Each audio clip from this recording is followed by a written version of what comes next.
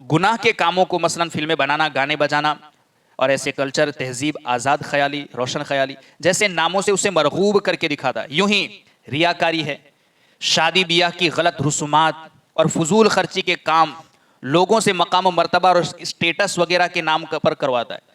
یعنی فضول خرچی کرواتا ہے، بہت سی غلط رسمیں کرواتا ہے، اور ان کاموں کو پھر اس اسٹیٹس کا نام دکھلاتا ہے. نہیں، ہمارا اسٹیٹس ہے تو ایسا تو کرنا ہی پڑے گا. ہماری جو محلے میں عزت ہے تو ہمارا جو وقار ہے اس کے مطابق تو اتنا خرچ تو ہونا ہی چاہیے. ہمارے گھر کی شادی میں ایسا کھانا تو ہونا ہی چاہیے. ہمارے یہاں اتنے لوگ تو آنے ہی چاہیے. تو فضول خرچی کرواتا ہے، غلط رسمیں کرواتا ہے، اور اسے مقام، مرتبہ، اسٹیٹس وغیرہ کے نام پر وہ کرواتا ہے. لیکن حقیقت حال یہ ہے کہ شیطان انہیں دھوکہ دیتا ہے. یہ حقیقت ہے کہ یہ شیطان کا دھوکہ. اگر انسان سمجھے، آج اگر انسان، کیونکہ اللہ نے قرآن میں کہہ دیا ان الشیطان للانسان عدو مبین، کہ بے شک شیطان انسان کا کھلا ہوا دشمن ہے.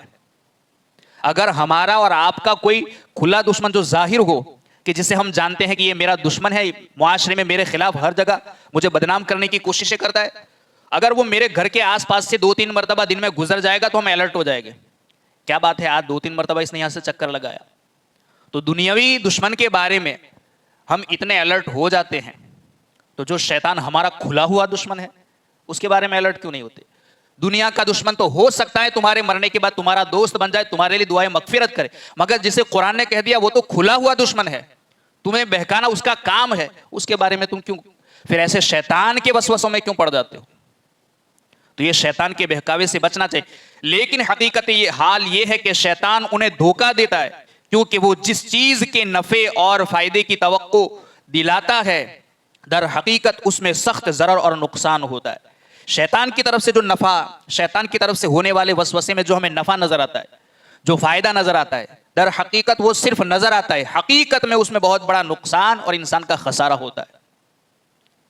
اولئک مأواہم جہنم، اور ایسے لوگوں کا ٹھکانہ پھر دوزخ ہے، صرف دوزخ. یعنی جو لوگ شیطان کو اپنا دوست بناتے ہیں اور اس کی باتوں پر عمل کرتے ہیں ان کا ٹھکانہ جہنم ہے، اور یہ لوگ جہنم سے بچنے کی کوئی جگہ نہ پائیں گے، بلکہ یہ جہنم میں ضرور داخل ہوں گے اور اس میں ہمیشہ رہیں گے.